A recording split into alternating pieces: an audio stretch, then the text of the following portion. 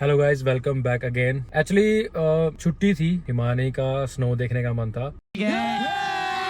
तो सबसे ज्यादा स्नो तो फिर मनाली में ही पड़ती है, लेकिन मनाली जा नहीं सकते क्योंकि इतना टाइम नहीं है कि इतने दिन हम वहां लगाए। और वैसे भी गाड़ी मेरे पास 4x4 नहीं 4x2 है।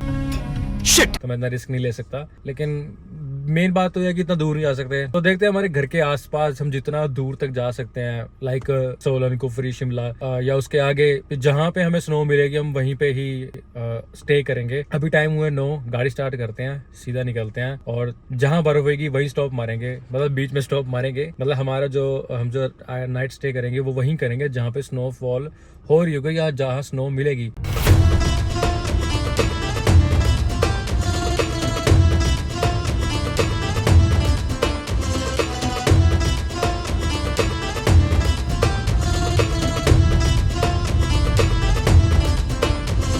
तो हम पंचकुला पहुंच गए। पंचकुला में भी जाम है, ये देखो। बस ये पंचकुला क्रॉस करने के बाद ही पहाड़ स्टार्ट हो जाते हैं। यहाँ से सबसे पहले आएगा कसौली, उसके बाद सोलन, फिर शिमला। अभी मैंने देखा वेदर के ऊपर तो शिमला के अंदर अभी स्नोफॉल नहीं है, मतलब थोड़ा माइनस में भी नहीं है वहाँ पे, तो मतलब सनी मौसम है। देखते हैं अगर बना तो शिमला में पता करेंगे अभी कहाँ स्नोफॉल पड़ रही है आगे, तो आगे देखेंगे।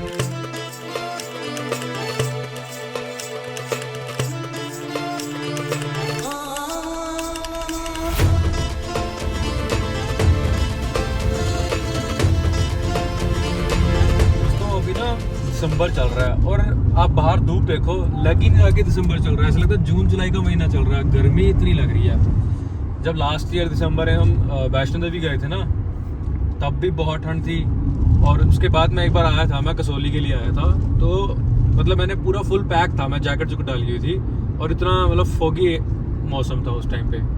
और आज देख लो, आज भी दिसंबर चल रहा है और है ही नहीं कोई ठंड का नामो निशान। ये ना सब ग्लोबल वार्मिंग की वजह से ही है, क्योंकि टाइम के हिसाब से मौसम चेंज नहीं हो रहा है, देर से हो रहा है। तो जिसका कारण यही है कि आपको धूप देखने को मिल रही है इतनी तेज। दोस्तों डिफेंडर जा रही है सामने, वाइट कलर की, और आप देखोगे उसको ना, मतलब वो गाड़ी ऐसी है उसको जोर लगाने की जरूरत नहीं पड़ रही। जैसे हम गाड़ी चला रही हैं, आरपीएम इतना उठाना पड़ता है, पूरा प्रेशर के साथ करते हैं। और वो डिफेंडर देखो आप, वो जा रही, अरे वो जा रही देखो 4x2 कार है, इसलिए मैं स्नो के अंदर लेके नहीं जाता कार को। जिस दिन मैंने 4x4 कार ले ली, अच्छा, फिर मैं आपको दिखाऊंगा स्नो की ऑफ रोडिंग। अच्छा, बट लेकिन जहाँ तक अभी लगता है कि पॉसिबल ही नहीं है, क्योंकि देखो मुझे ज़्यादा वैसे बात करने की आदत नहीं है। मेरे को जो चीज़ सही लगती है वही मैं आपको अपने कंटेंट के थ्रू बताने की कोशिश करता हूँ। अब देखो, चाहे गाड़ी जैसे भी है, देखो इसकी रोड प्रेजेंस देखो।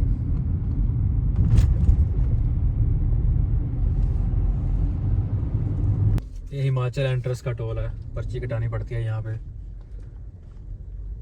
कितने? देखो दोस्तों, मेरे को कितना आरपीएम लगाना पड़ रहा है, कितना थ्रोटल देना पड़ रहा है कि उठ सके। मुझे नहीं, गाड़ी उठ सके। मैंने ट्राइपॉड मंगा रखे हैं, ठीक है, लैपल मंगा रखे हैं। बट जब भी मैं व्लॉगिंग करने जाता हूँ ना, मैं कोई सामान नहीं उठाता। हिमानी ही मेरी वीडियो बना रही होती है, यही मेरा ट्राइपॉड है। थोड़ा सा रास्ता खराब है बीच में लैंडस्लाइड की वजह से। ये कसौली जाने से थोड़ा कुछ किलोमीटर पहले ही है।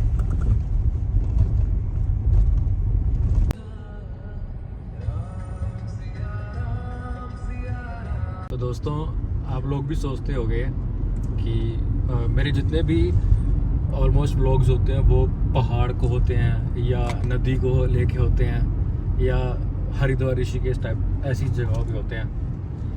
एक्चुअली मैं आपको एक बात बताता हूँ। अब मेरा जो नेचर है ना, मेरा नेचर इस नेचर के साथ बहुत मैच करता है, क्योंकि हम ऑफिस जाते हैं, काम काज करते हैं, फिर घर, मतलब एक उसमें सर्कल के अंदर चलता सारी लाइफ ना, ऑफिस से घर, घर से ऑफिस, तो ये चलता रहता है। तो मेरे पास जब भी टाइम मिलता है ना, तो मैं हमेशा ही पहाड़ों का ही रुख करता हूँ। क्योंकि ना यहाँ पे आके ना मतलब एक वाइब अलग होती है, एक फील अलग आ जाता है। ये बड़ी अच्छी बात कही आप। तो इनको देख के ना बड़ा एक अच्छा सा लगता है, एक माइंड बहुत ज़्यादा रिलैक्स होता है। आपका नहीं पता कि आप लोगों को गोवा पसंद है, फॉरेन जाना पसंद है, या आपको बीचेस पसंद हैं। चलो बीच भी एक अच्छा पार्ट है अपने माइंड को रिलैक्स करने का। मेरे लिए पहाड़ पे आना मतलब मुझे रिचार्ज करना, मतलब मैं पहाड़ पे आके अपने आप को रिचार्ज करता हूँ। रिचार्ज का मतलब कि ताकि मैं और आगे से 2-3 महीने अपना फिर काम कर सकूँ, क्योंकि मुझे प्यार है इन चीज़ से, और ड्राइव करने से, पहाड़ों के अंदर ड्राइव करना, ठीक है। उसके बाद नई चीज़ों को एक्सप्लोर करना। ब्लॉग बनाने का मकसद यही है कि ऐसा होता है कि कई बार कि जो चीज़ दूसरों ने नहीं देखी होती वो मैं अपने तरीके से दिखा देता हूँ कि क्या सिस्टम चल रहा है बाहर। ऐसे गाड़ियों से सावधान रहे जो बिना इंडिकेटर दे घुमा लेते हैं गाड़ी और पीछे की परवाह नहीं करते। लैंडस्लाइड देखो बहुत ज़्यादा हो रखी है, डर लगता है बाहर आते हुए लोगों को, बट मैं चाहता हूँ डरने की जरूरत नहीं। अच्छा मौसम देखो, अच्छा टाइम देखो, और बाहर आके ना एक्सप्लोर करो। आप डेफिनेटली ना अपनी लाइफ में चेंज पाओगे कि कितना चेंज आता है, क्योंकि ट्रैवलिंग ऐसी चीज़ है ना जो आपके मन में ना एक अलग ही फील पैदा करती है, आपको एक अलग नेचर देती है। आप कभी ट्राई करके देखना कि आप, कई बार क्या होता है कि घरों में चिड़चिड़ हो जाता है, ऑफिस में पता है थोड़ा चिड़चिड़ापन से आता है, लेकिन जब आप हिल स्टेशन या ऐसी जगह पे घूम के आते हो ना तो आपके अंदर एक अलग ही फील आ जाता है। तो मेरे सजेशन में ना हर 2-3 महीने के बाद एक छोटा मोटा टूर अपनी फैमिली के साथ, अकेले, सोलो, दोस्त के साथ जाना ज़रूरी है, क्योंकि आपको वो एक फील मिलता है लाइफ का जो सिर्फ हमें बाहर आके ही मिल सकता है, घर पे बैठ के नहीं मिल सकता।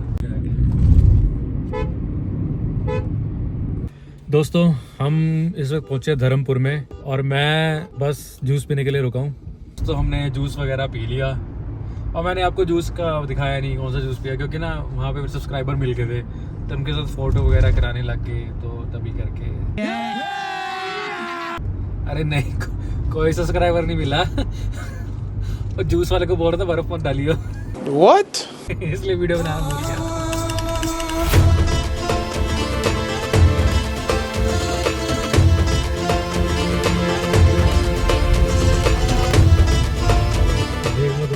जाम शुरू हो गया, अभी शिमला आया भी नहीं, और ये पक्का देख लेना 2-3 घंटे ले ही जाएगा ये जाम। और ये जाम क्यों होता है?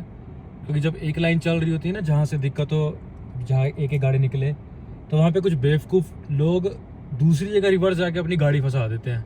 वो दोनों बस वाले अब आपस में खड़ गए हैं। क्यों? क्योंकि जब एक लाइन चल रही तो दूसरी लाइन बना ली इस ट्रक वाले ने, और अब वहाँ से वो बस नहीं आ पा रही। इसको मतलब है ही नहीं तसल्ली कि चल 5 मिनट रुक जाओ, जाम क्लियर हो जाएगा। नहीं, सारा जाम लगवा देते हैं।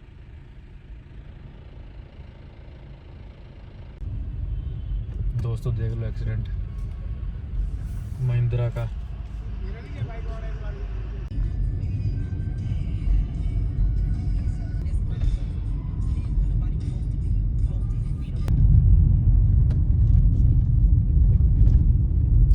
दोस्तों कुफरी पहुंच गए हैं।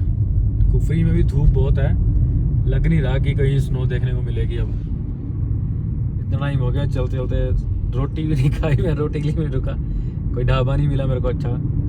जिस रोड से हम आए हैं बाईपास करते, शिमला को बाईपास करते हुए आए हैं। आप देखते हैं, पहले तो भूख लगी है, कहीं थोड़ा सा रुकें, मेरे को वापस जाना पड़ेगा, क्योंकि मुझे नहीं लगता स्नो वगैरह कहीं पड़ भी रही है या होगी। मैंने पूछा अभी किसी लोकल से, वो कहता कोई स्नो नहीं पड़ रही। स्नो पड़ रही है, अगर आपको जाना है तो कम से कम आप 150-200 किलोमीटर और आगे जाना पड़ेगा। तो मैं कहा उतना तो पॉसिबल ही नहीं है, तो बेटर यही है कि वापस ही जाया जाए।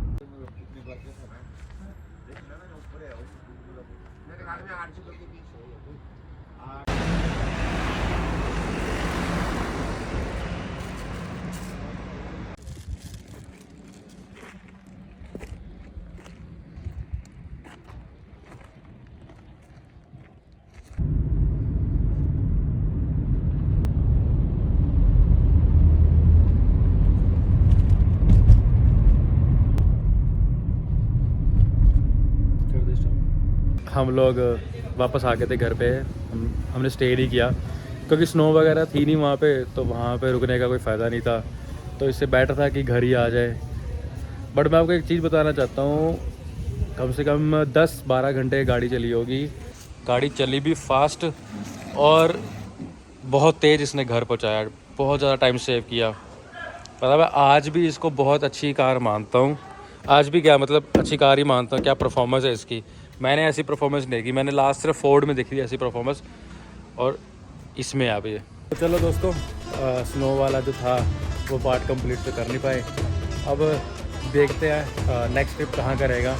तब तक के लिए एंजॉय करते रहें।